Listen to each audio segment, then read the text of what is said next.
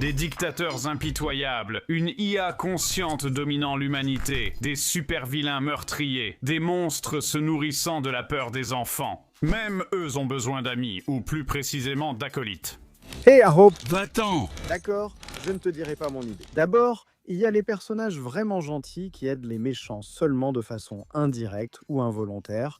Ce sont les atouts innocents. Avant tout, la médaille d'or de la bonté revient à un véritable héros, le capitaine de Wall-E. Au début, Otto semblait être l'acolyte, selon lui et le public. Avec du recul, tout sur l'Axiom visait à faire croire au capitaine Macri qu'il contrôlait le vaisseau. Quand Wall-E ramène une plante, le capitaine se réjouit à l'idée que l'humanité puisse rentrer chez elle. Nous pouvons rentrer chez nous, pour la première fois. Jusqu'à ce qu'Otto tente de l'arrêter, provoquant une bagarre ressemblant à un bébé contre une machine à pince vivante. Heureusement, avec l'aide de quelques robots rebelles, le capitaine a réussi à désactiver Otto et à ramener l'humanité chez elle, redonnant à l'espèce et à sa planète l'espoir d'une nouvelle chance de vivre. Contre toute attente, il a pris ses responsabilités lorsque le monde avait besoin d'un capitaine, laissant un profond sentiment d'espoir pour l'avenir de ses personnages. Quelqu'un lui a bien dit qu'il devait arroser cette plante, non? La médaille d'argent revient à Jerry de Toy Story 2. Oui, je sais qu'il n'est pas exactement le sbire le plus traditionnel, mais il y a étonnamment peu de véritables acolytes de méchants dans la liste des films Pixar. Nous avons vraiment dû tout analyser ici.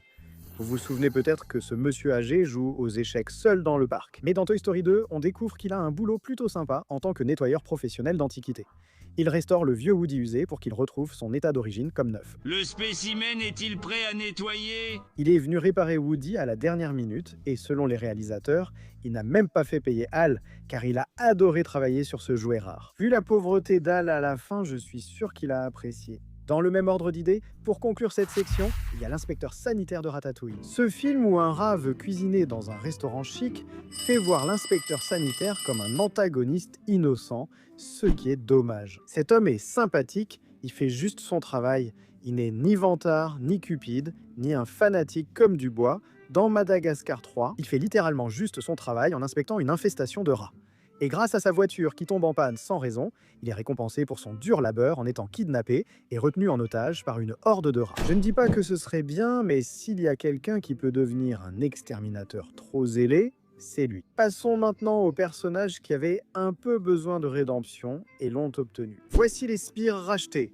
De la voix de Bing Bong dans Vice Versa à Al Tuttle dans American Dad, deux personnages très appréciés. Mu de mille pattes porte bien son nom car il perd sans cesse sa peau.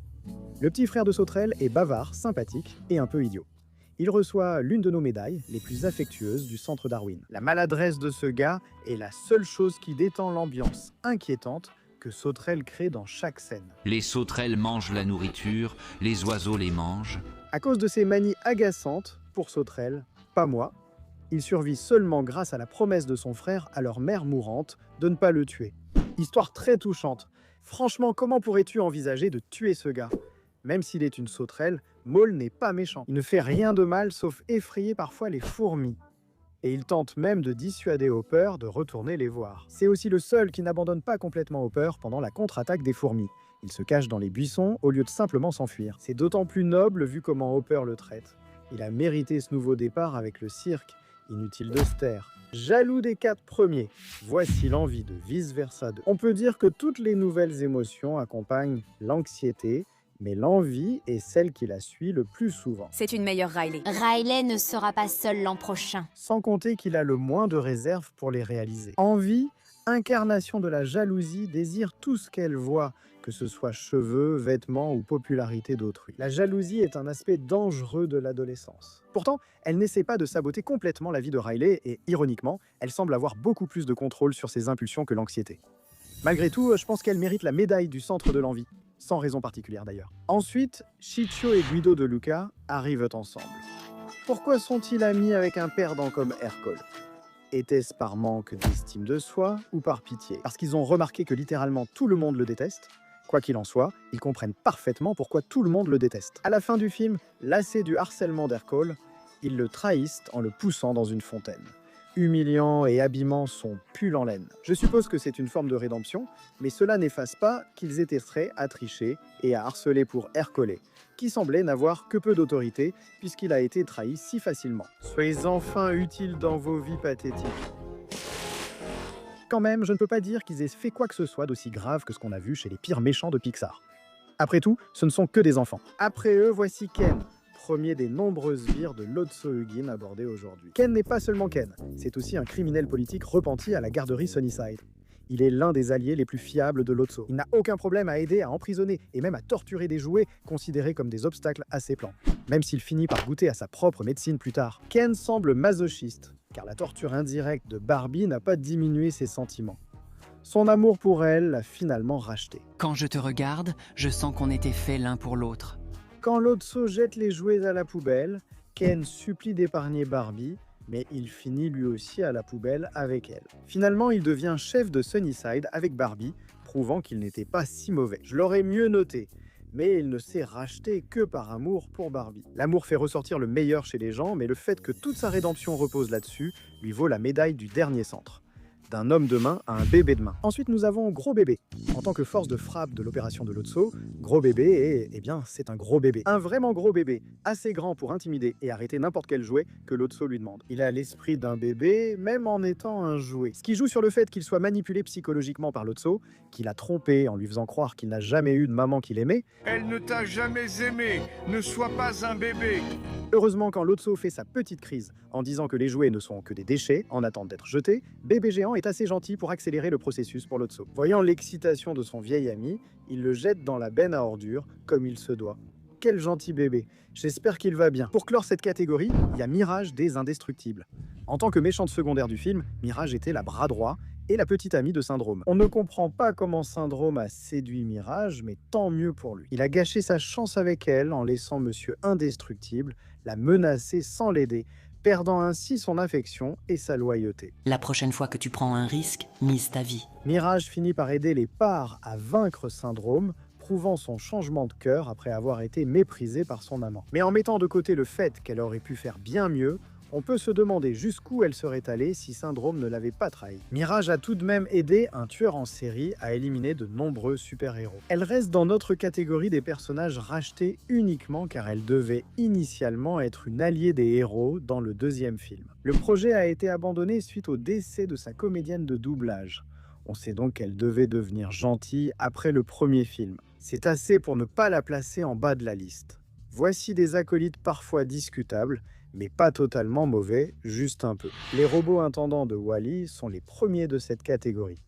Second antagoniste après Otto, ils forment un groupe intéressant à classer. D'une part, ils finissent par détruire l'humanité en les gardant à bord de l'Axiom. Ils poursuivent Wall-E et Eva pour avoir prouvé que la Terre peut être réhabilitée grâce à la découverte de la vie. D'un autre côté, ce ne sont que des robots. Et pas des robots mignons avec de la personnalité comme Wall-E et Eva non plus. Ces robots obéissent strictement aux ordres, ce qui les empêche de chuter davantage. Mais si votre rôle se limite à agent de sécurité robotique, difficile d'être placé ailleurs. Les sbires à venir sont vivants, mais les chiens de Muntz sont plus cruels que les stewards. Animaux de compagnie fidèles de Charles Muntz, ils l'aident sans relâche à traquer Kevin, parfois appelé Snipe, même dans des milieux moins intellectuels. Ils sont plus que disposés à attaquer aussi bien des personnes que des animaux dans leur poursuite, qu'il s'agisse de personnes âgées comme Carl ou carrément d'enfants, comme Russell. À leur décharge, ce sont juste des chiens obéissant à leur maître, donc on ne peut pas les dire méchants. Riley, détruis la maison. Ils ne sont pas les gentils toutous habituels. Le terme « mauvais chien » est rare, mais Scud de Toy Story fait exception. Vous le connaissez sûrement comme le chien de Sid, détenteur du prix du chien CGI le plus laid depuis 29 ans. Quoi, ce n'est qu'un chien CGI ordinaire? Oh mon Dieu, Pixar. On pourrait penser qu'on juge un livre à sa couverture, mais ce n'est pas tout à fait ça.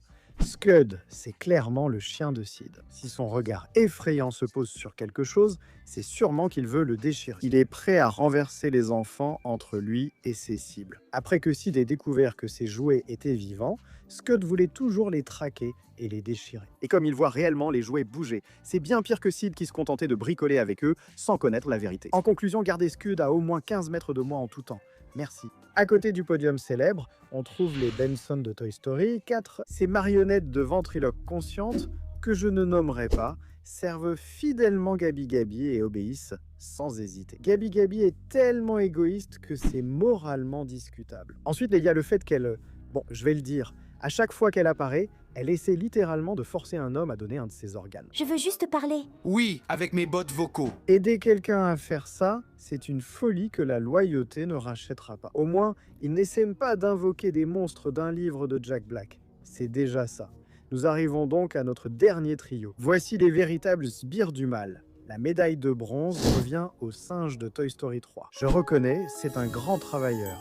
Le singe, agent de sécurité de Lotso, surveille tout à Sunnyside. Dès qu'il repère quelque chose de suspect, il crie et frappe ses cymbales pour avertir les autres. Si tu es près de lui, c'est pire. Regarde juste comment il attaque Woody. Je comprends la légitime défense, mais ce singe attaque directement la tête de Woody. C'est l'un des personnages les plus terrifiants de Pixar, à tel point que je ne serais pas surpris si ses actions n'étaient même pas pour Lotso. Randall de monstre, et s'y mérite la médaille d'argent du mal. J'avoue que le qualifier de pire méchant Pixar était peut-être exagéré. Mais cela mis à part, il est indéniable que Randall est l'un des personnages les plus détestables de l'histoire de Pixar, étant l'un des rares méchants à surpasser son patron en pure méchanceté. Pour sauver son entreprise, Waternoose a engagé l'impitoyable Randall, créateur de l'extracteur de Chris, utilisé pour torturer enfants et monstres afin d'obtenir leurs cris. Randall prend un plaisir sadique à terroriser les autres, ce qui fait de lui l'un des méchants les plus tordus de Pixar par défaut. Tu sais que tu es mauvais quand même, le méchant principal est mal à l'aise avec toi. Difficile d'imaginer pire homme de main que Randall, mais un autre correspond au profil, même s'il est peu apprécié. La médaille du mal revient au professeur Z de Cars 2. Zundap était présenté comme le principal méchant de Cars 2, et pour être honnête, il a un design beaucoup plus proche d'un méchant de film d'espionnage. Sa personnalité le justifie aussi clairement. Zundap, bras droit de Miles Axelrod, l'aide à réaliser l'un des plans les plus alambiqués de Pixar. Pour garder leur monopole, ils lancent l'Olinol, un carburant alternatif explosif, et exploitent les tragédies qui en résultent pour réorienter l'opinion vers l'essence. Après aujourd'hui, tout le monde reviendra à l'essence. Axelrod voulait juste devenir riche et puissant par tous les moyens, tandis que le professeur Z faisait le sale boulot, allant jusqu'à tuer plusieurs voitures à l'écran. L'équivalent d'un meurtre ici. Il se réjouissait d'assassiner de nombreux coureurs, commettant terrorisme et meurtre sans retenue. Oh mais la cerise sur le gâteau, c'est sa motivation. Chaque méchant a besoin d'une raison, non? Eh bien, le professeur Z ne manque pas de motivation à ce niveau-là. Sa raison pour tous les actes de terrorisme qu'il commet, tenez-vous bien, c'est qu'il n'est pas populaire. Oui, c'est bien ça. Ce type a commis des meurtres et du terrorisme juste parce qu'on s'est moqué de lui. Je comprends. Un gamin t'a traité de nul en cours élémentaire 2 et tu ne l'as pas oublié. Tu garderas aussi tes nombreuses peines de prison à perpétuité, bien méritées par ces crimes.